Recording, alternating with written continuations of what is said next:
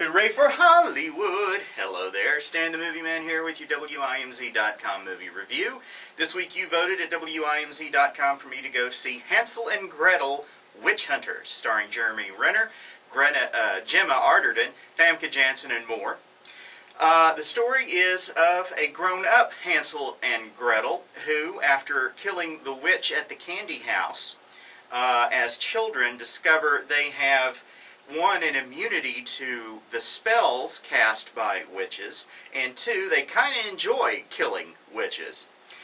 They go around the country as they grow, the countryside, and they dispel witches, evil witches, throughout the land.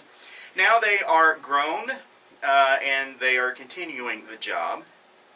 They come into this one particular town where several children have disappeared.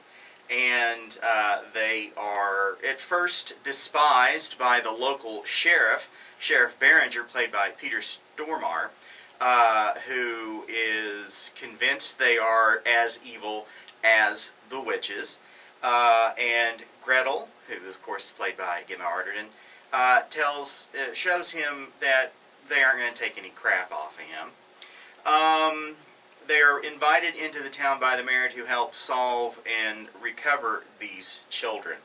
And they encounter a particularly powerful witch by the name of Muriel, who is played by Famke Janssen. She is capable of looking perfectly normal and beautiful and then changing to her actual rotting evil self at the drop of a hat. There is a plan afoot to make the witches invulnerable using a particular spell that requires the blood of children born in each of the 12 months and one other item. That item could spell disaster for Hansel and Gretel. The movie is a loud, violent, sort of silly film that it's okay. It's not fantastic. It's the kind of movie that, you know, you have to be in the mood to see, and if you're not in that mood, well then it's going to annoy you because it's loud and flashy.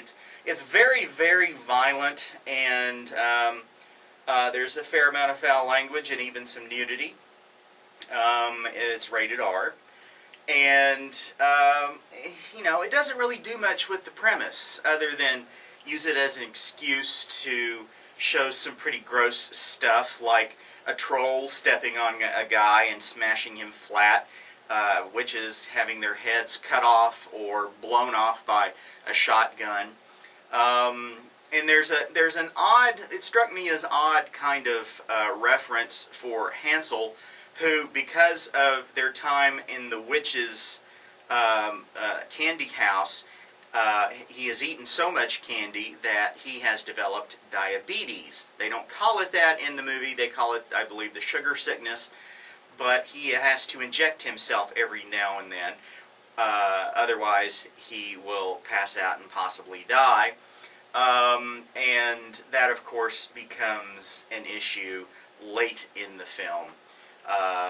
When it is, of course, necessary for him to show some weakness at the most inopportune time. It's okay. It's not great. I, was kind of curious what was going to happen and why things were happening the way they were happening. But it's not all that. I don't think it's going to, be the first of a franchise of Hansel and Gretel Witch Hunter movies.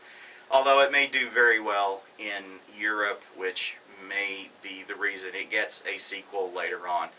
The 3D is a post-conversion, so I don't really think it's worth the extra money. I saw the 3D version. It really didn't blow me off my feet.